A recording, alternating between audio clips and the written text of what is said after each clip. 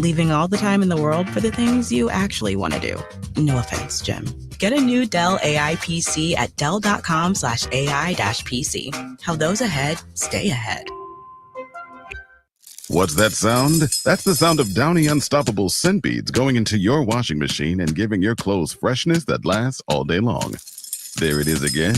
It's like music to your ears, or more like music to your nose. That freshness is irresistible. Let's get a Downy Unstoppables bottle shake. And now a sniff solo. Nice. With Downy Unstoppables, you just toss, wash, wow, for all-day freshness. Your one stop for advertising? Call 844-844-IHEART. Portions of the following program were pre-recorded. Number one on your car radio preset and the new and improved iHeart Radio app. WINCAM Miami, WMIB FM HD2 Fort Lauderdale. Free never sounded so good. Here's what you need to know on Fox Sports 940 Miami. Coming off a 62-win season last year, the Marlins under Clayton McCullough go for their third straight victory and 63rd of 2025 and their second of their three-game series tonight at Lone Depot Park against Atlanta. Sandy Alcantara set to take the hill for the Fish. Coverage here on Fox Sports 940 Miami begins at 6. It's cut-down day for all 32 NFL teams, and while trying to trim their roster to the 53-man limit, the Dolphins added 8-year veteran corner Rasul Douglas to a one-year deal worth $3 million. Douglas, who turns 31 this Friday, played last season in Buffalo. FIU, in its first year under Willie Simmons, continues prep work this morning for a Friday season opener, welcoming Bethune-Cookman to Pitbull Stadium. After today's workout, Simmons said, "We simplified a lot of things in all areas to get players used to what we want." Inter Miami CF held a full training session today ahead of tomorrow night's Leagues Cup semifinal against Orlando SC, who's already beaten the Herons twice. Lionel Messi worked out today and is expected to play. And on cutdown day, Travis Kelce is adding a +1. He and now fiancée Taylor Swift announced their engagement this afternoon on Instagram. I'm Erica Rodriguez, Fox Sports 940 Miami. From Fox Sports 940, Anajar and Levine Accident Attorney Studios. Call 1-800-747-FREE. That's 1-800-747-3733.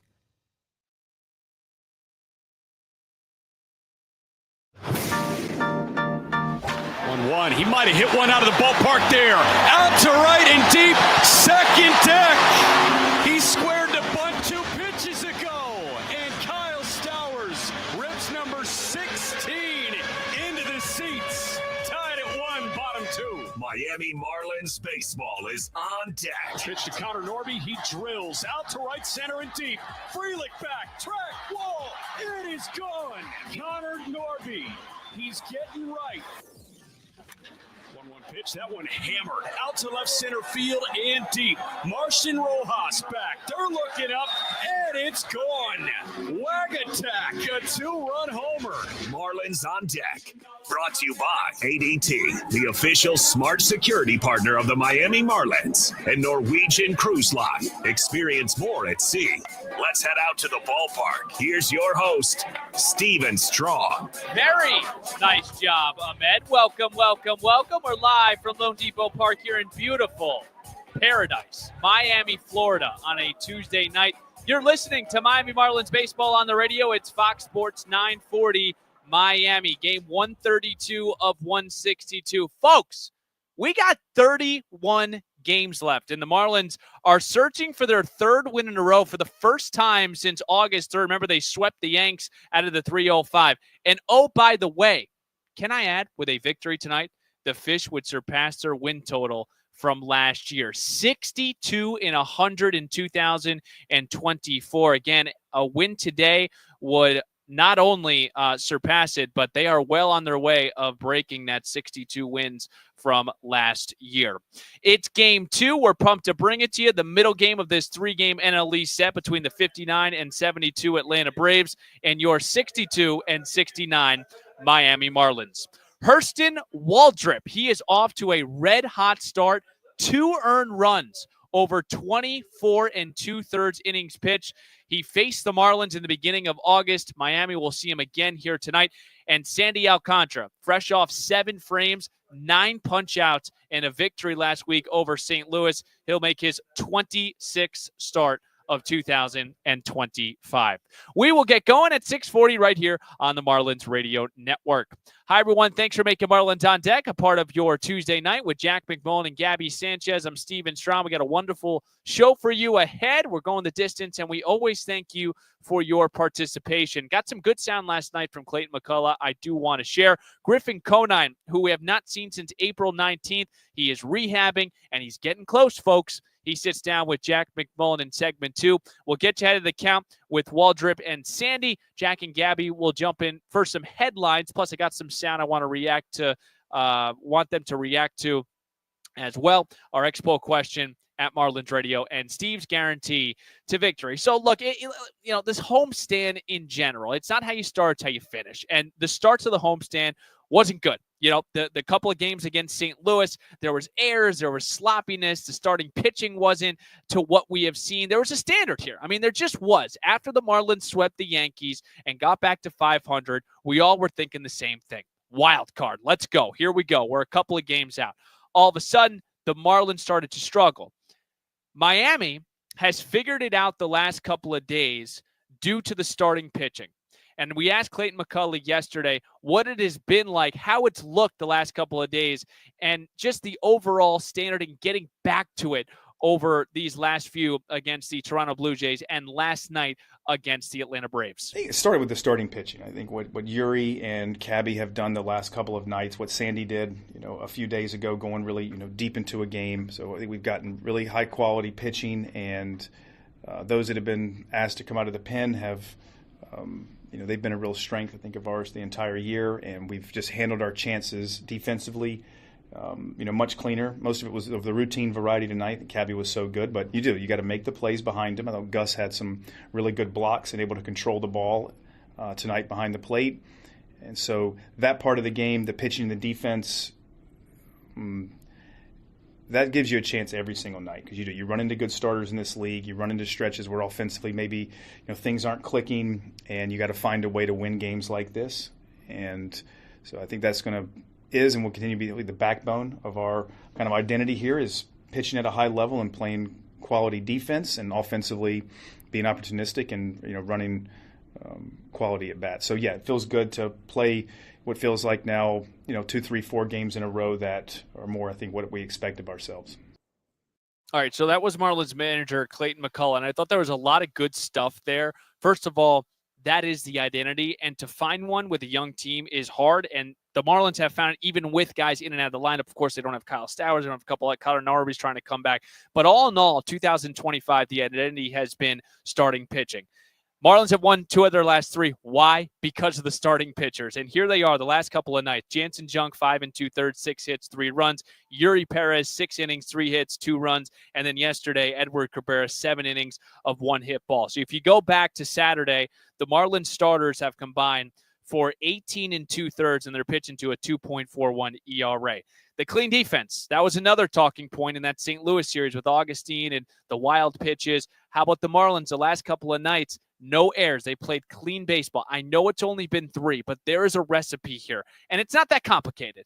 You get your starters to go through 5, 6 innings, and I would say a quality start, less than 3 runs, and you play clean baseball. And Clayton McCullough always says is make the routine, and have some opportunistic opportunities like yesterday, Maximo Acosta. You think that home run doesn't mean anything. All of a sudden, Atlanta hits a meaningless home run. By the way, Drake Baldwin, please, enough with Drake Baldwin.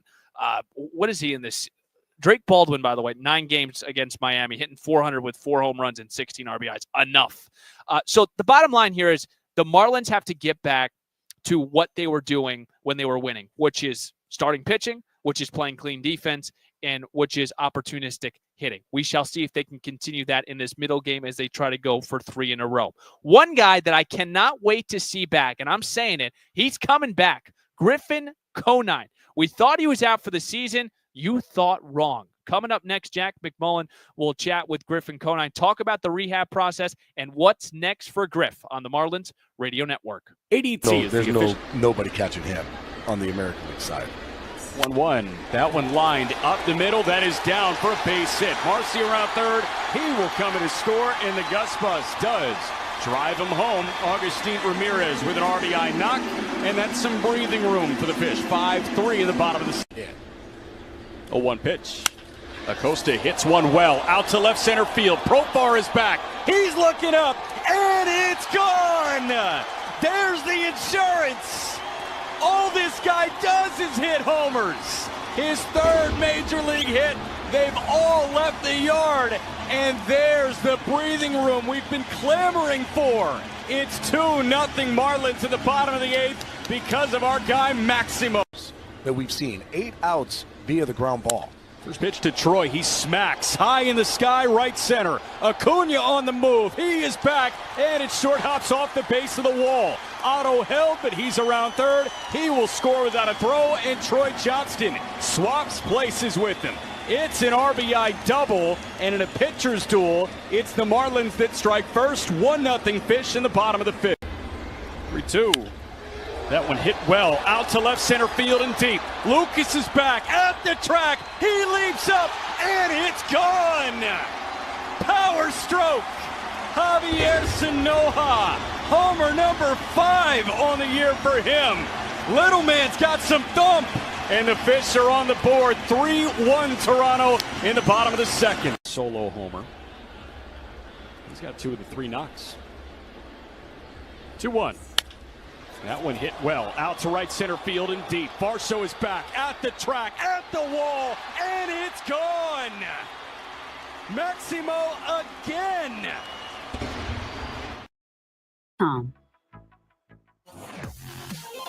Listen to your Marlins on the go. Download the iHeartRadio app and make Fox Sports 940 your top preset to listen to every Marlins game this season. Welcome in here to Marlins on Deck on this Tuesday night from Lone Depot Park. It's game 2 of this 3-game set. As the Marlins wrap up this 9-game homestand, they'll hit the Big Apple for 4 games against the Mets, and then they will head to D.C. But the task at hand tonight, Hurston Waldrep, who will go opposite Sandy Alcantara. Marlins are going to win 3 in a row for the first time in 23 days.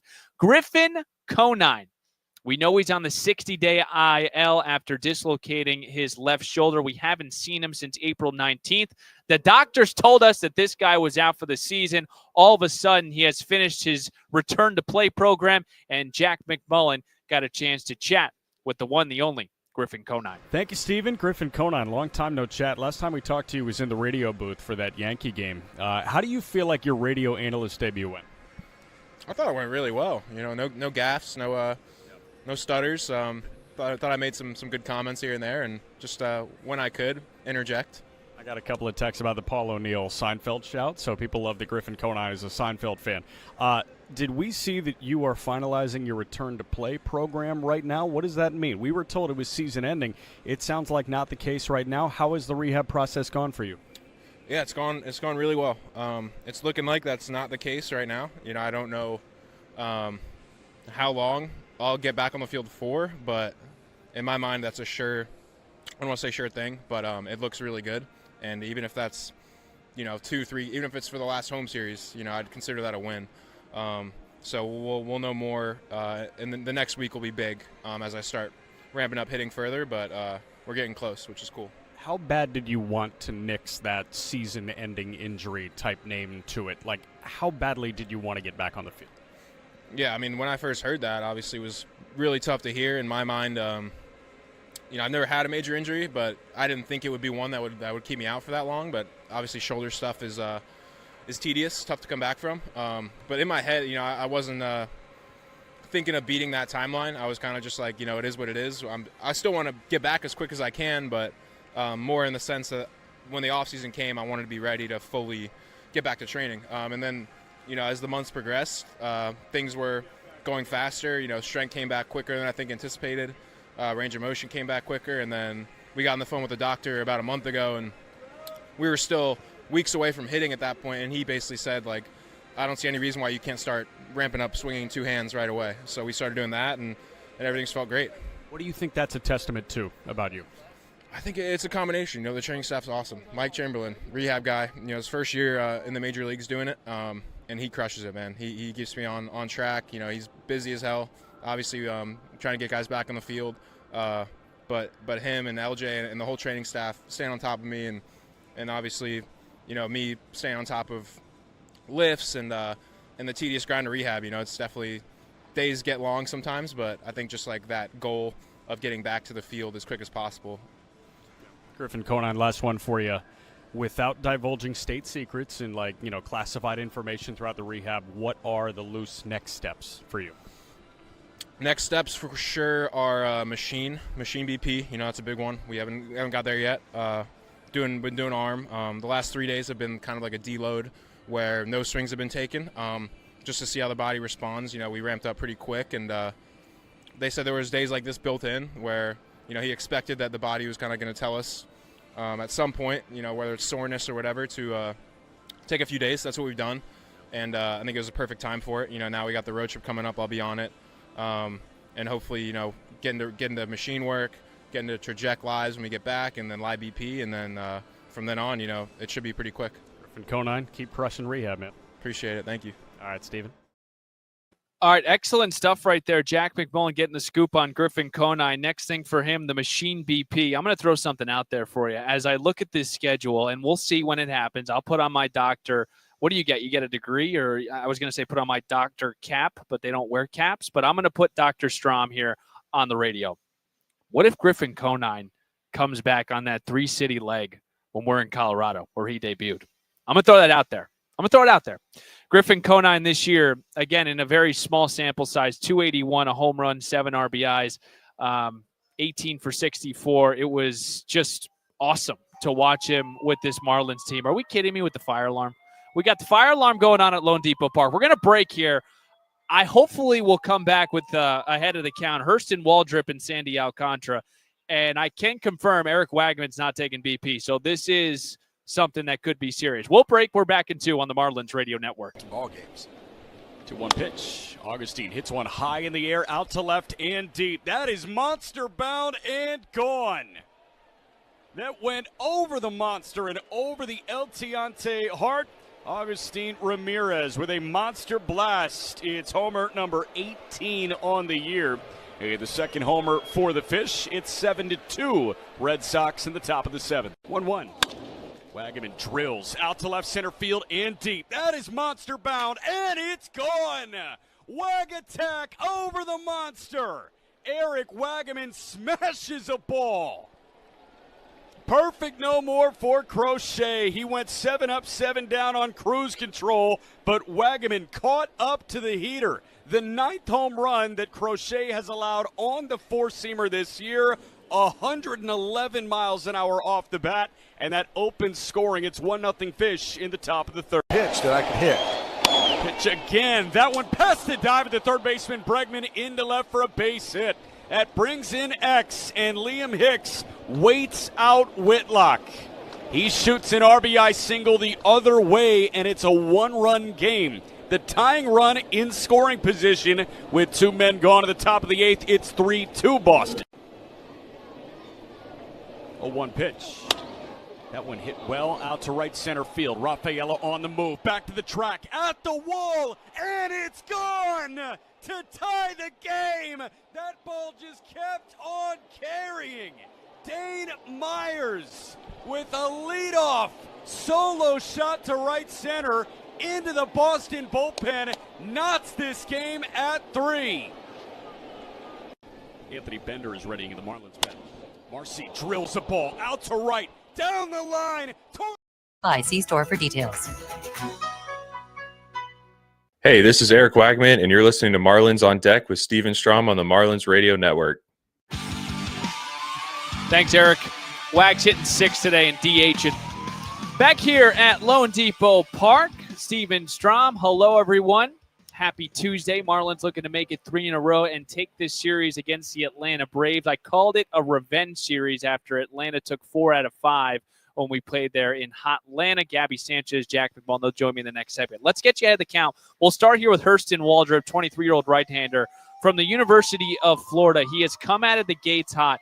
This dude is 4-0 with a 0.73 ERA. He's given up 2 earned runs over 24 2/3 innings pitched, 24 Ks to 6 walks. He did pick up the win Wednesday against the White Sox. 7 shutout, 4 hits, 7 Ks. But how about this? Filling up the zone. 60 of his 87 pitches were for strikes. He's won all 4 of his starts. Clayton McCullough, you saw him last week Does the preparation change? It's really good stuff. The plan that day was to try to force him into the strike zone. I think he really did a great job of getting strike one. And the split finger, while you want to lay off of it, it's not really great hitting and how much he can strike with it. But it's tough because how long it looks like it's in the zone. It looks like it's going to be in there, and then at the end it falls out. So I think tonight, hopefully we can draw a little bit on the last time we saw him. At least guys will have some familiarity with the slot and how the pitches feel, and taking our best chances early in counts, maybe picking a pitch in counts that we're looking for. I don't think it's a guy we can go out there today and try to slug. It's someone, kind of take your knocks, and when we get 2 strikes, do our best to be incredibly diligent with laying off some of the strike to ball below the zone.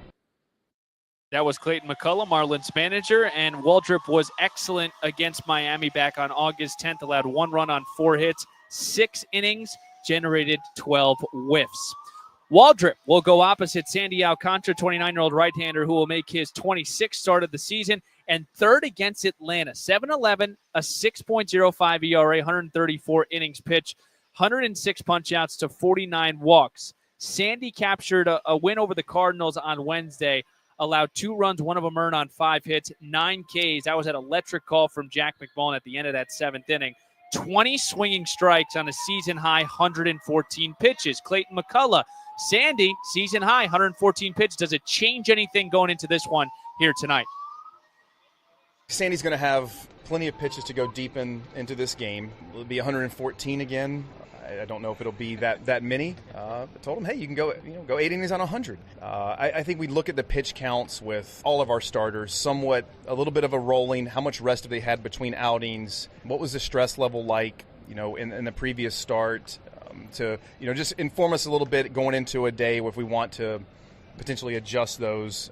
We do, and let the guys know that that's potentially going to be the case. Not to let it surprise them, but I think tonight Sandy will have plenty of pitches to get us deep in this game. Sandy Alcantara, 2 starts against Atlanta, 1-1, a 6.55 ERA, 11 combined frames. We'll break here. Gabby Sanchez, Jack McMullen, they will join me next. We'll talk about Troy's turnaround. Troy Johnson has gotten into a groove. Gabby Sanchez explains why next. 6:40 first pitch. Marlins looking to win 3 in a row on the Marlins Radio Network. Ball games. 2-1 pitch. Augustine hits one high in the air, out to left and deep. That is monster bound and gone. That went over the monster and over the El Tiante Hart. Augustine Ramirez with a monster blast. It's homer number 18 on the year. The second homer for the Fish. It's 7-2. Red Sox in the top of the 7th. 1-1. Wagaman drills out to left center field and deep. That is monster bound, and it's gone. Wag attack over the monster. Eric Wagaman smashes a ball. Perfect no more for Crochet. He went 7 up, 7 down on cruise control, but Wagaman caught up to the heater. The 9th home run that Crochet has allowed on the 4-seamer this year, 111 miles an hour off the bat, and that opens scoring. It's 1-0 Fish in the top of the 3rd. Pitch that I could hit. Pitch again. That one past the dive of the third baseman Bregman into left for a base hit. That brings in X, and Liam Hicks waits out Whitlock. He shoots an RBI single the other way, and it's a 1-run game. The tying run in scoring position with 2 men gone at the top of the 8th. It's 3-2 Boston. 0-1 pitch. That one hit well out to right center field. Rafaela on the move. Back to the track. At the wall. And it's gone to tie the game. That ball just kept on carrying. Dane Myers with a leadoff solo shot to right center into the Boston Bull. Impuestos y tarifas son adicionales. Después de la promo aplican tarifas regulares. Ahorros comparados a Verizon 5G Internet más una línea Unlimited Welcome y AT&T Internet 300 más una línea Unlimited Starter SL. Requiere Xfinity Internet. Velocidades reales varían. Velocidades se reducen después del uso de 30 GB por línea. Los límites de datos y los ahorros reales varían. About 18 minutes away from first pitch, game 2 from Lone Depot Park. Marlins continue this homestand, looking to win their first series here during this 9-game homestand. Sandy Alcantara will go opposite Hurston Waldrop. Hello, everyone. Fox Sports 940 Miami. Marlins on deck. Fire alarm going off here at Lone Depot Park, but we proceed. It's getting hot in here, baby. Steven Strom, Jack McMullen, and Gabby Sanchez. Gab, let's talk about Troy Johnston, because it has been a turnaround for him. 7 for 15 over his last 6 games, 3 RBIs. That average on August 19th, and it's been a small sample gap, 182. He's up to 271. Why? I mean, right now he's hot. That's why the fire alarm's going off. It's for Troy Johnston out there. Sure. I mean, look, the biggest reason is when he first got called up, he was trying to impress. A lot of young guys try to impress right away. Get out there. What happens? You start swinging out of the strike zone. You are not yourself. That's what was happening to him early. He was swinging out of the strike zone on balls that he would usually take. Now he started to kind of get that ball right back into that strike zone. Yep. He's starting to look for pitches. He's hunting pitches, and he's not missing it. We knew that he could hit. 2023 Minor League Player of the Year. He had the most RBIs in the minor leagues that year at 116, I believe. So, you knew that he was there. You knew that the ability to hit a baseball was there. He just had to relax at the big league level. He is relaxing, and now all of a sudden he's having that success. Again, Troy Johnson, 7 for 15 with 3 RBIs. He's playing left field and batting 7th. Our pitching guru, or at least one of them, Jack McMullen, he's got a baseball, which always means class is in session. I told you, Jack, one of my pet peeves as just a fan in general, when a pitcher against my team shoves and then stinks the next 5. Yeah. That has not been the case against Hurston Waldrop. We saw him in that doubleheader. He's allowed 2 earned runs over 24 2/3. How has he validated this over this month? Brother, I love my spreadsheets. That's where the guruism comes. But listen, you look at the spreadsheets and you see, this guy is one of the lowest spin splitters in Major League Baseball. How? It's because he grips it like that. I mean, it's unbelievable. The space between his index and his middle finger is just ridiculous here. And Gabby Sanchez was talking about that. There's no seams here. So Jack is gripping it. Go ahead for the audio audience. Yeah, Jack. I mean, it effectively, you have your thumb placed on the bottom, but his middle and index are as spread as really any splitter in Major League Baseball, any splitter grip you will see. So what that creates is this knuckling effect out of his hand, and that's what creates the low spin. So you've got a high velocity, very low spin pitch. Think about Justin Martinez in the Diamondbacks bullpen, who we saw very early this year. That splitter, it just shot right down. It could start belt high and then knuckles immediately low. It's got some bite to it just because it tumbles so quickly, and that's how Hurston Waldrop has been one of the best pitchers in baseball since he's come up this year. But the other reason, he had a really bad four-seam fastball. It was really bad in college at the University of Florida, and then he gets into pro ball. He really struggled, and then he got up for 2 starts with the Braves last year, and his four-seam fastball got killed. So what does he do? Doesn't throw the four-seam fastball this year. Instead, he opts for the sinker and the cutter, and he has those. He also implemented a little bit more of a curveball. That, in turn, will get him to the split. I was talking to Darren O'Day over in the Braves radio booth for a little bit there, and I said, does he throw his splitter 0-0? And he said, really, no.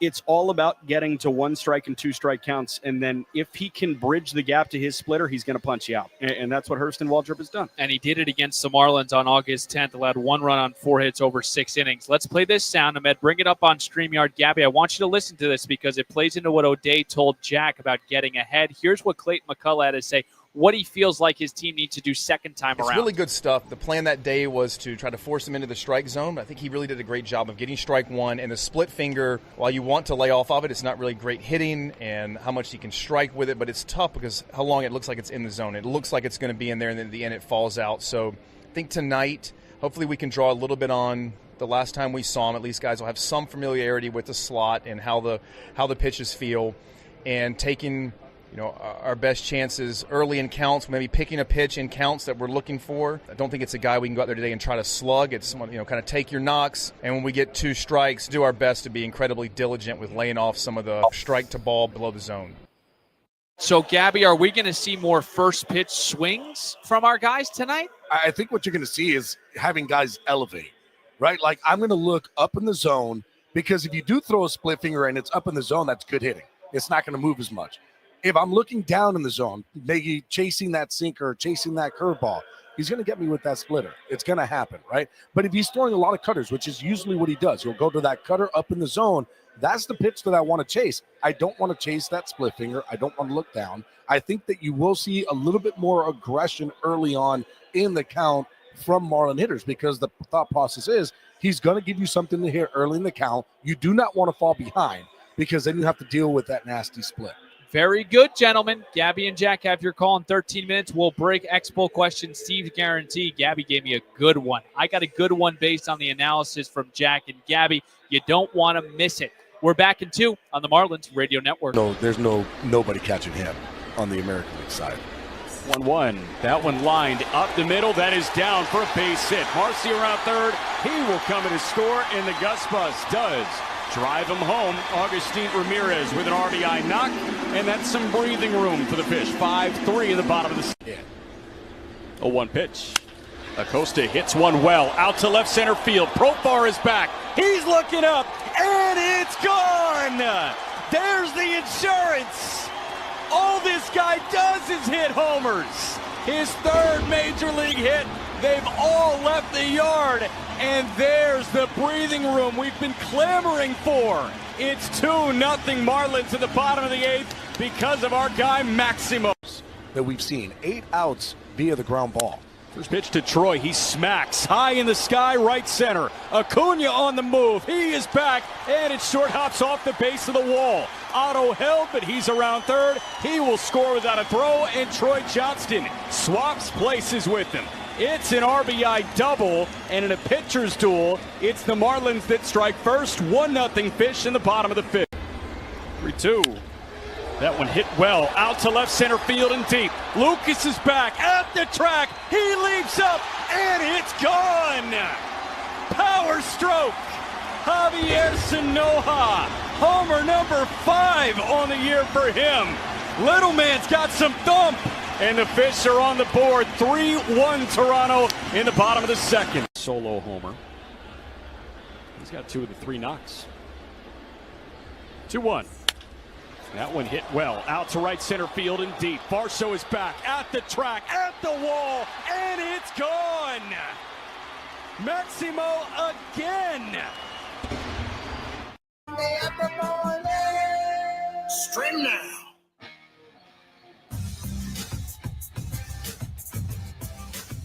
So I got this stat this morning. This was either from the great Golly Chironi or Adam Nichols. They're both great, so it doesn't really matter. In 24 career games, Jacob Marcy has hit 10 doubles, 3 triples, and 4 home runs. Prior to Marcy, the last player to reach those 3 marks within his first 25 major league games was Joe DiMaggio in 1936. 1936, Jacob Marcy. He has been sensational. He will be back in the lineup in that 2-hole in center field. Steven Strom here. Welcome into Marlins on Deck. Miami looking to take this series against the Atlanta Braves. Sandy Alcantara coming off a really solid start. 7 innings of 1-run ball against the Cardinals on Wednesday. 9 punch-outs. He will go opposite Hurston Waldrop, who's given up 2 earned runs over 24 2/3. Gabby Sanchez, Jack McMullen with me. Steven Strom here. We appreciate Griffin Conine for joining the program earlier today. Ahmed Jordan back in the studio. Big thanks as we tie a bow on this pregame show. Let's get to our X-Poll question today, which, to be completely frank with you, I kind of blew it because my X-Poll question today was Jacob Marcy, hitting 10 doubles, 3 triples, and 4 home runs. Who was the last player to do it? And I just told you, make sure to vote at Marlins Radio. It is time for Steve's Guarantee. Batter up. Batter up. Let's play some ball. First pitch is moments away. Time now for Steve's Guarantees. Yeah, so you heard Clayton McCullough talk about Hurston Waldrop, and the last time Waldrop faced the Marlins, he was awesome. 6 innings, gave up just 1 run back on August 10th. Now, usually you give the advantage to the offense because you've seen the pitcher over there, 16 days? Something along the lines of that. But Clayton McCullough said the plan the first time around was sort of let Waldrop throw strikes, let him prove that he can throw strikes. And the approach tonight is going to be don't let him do that, which for me is telling me a lot more first pitch strikes. I like the Marlins to hit 2 home runs on the first pitch. How about that specific? This is specific Steve's Guarantee tonight, but I like 2 first pitch home runs against Hurston Waldrop. Folks, I hope you got the itch for first pitch because when we come back, Jack McMullen paints the picture. Gabby Sanchez, he's ready to rock. Starting lineups in first pitch is right around the corner. Thanks for tuning in to the Marlins on Deck pregame show. I'm Steven Strom. Let's flip the M together, Miami. Marlins baseball. It is next on the Marlins Radio Network.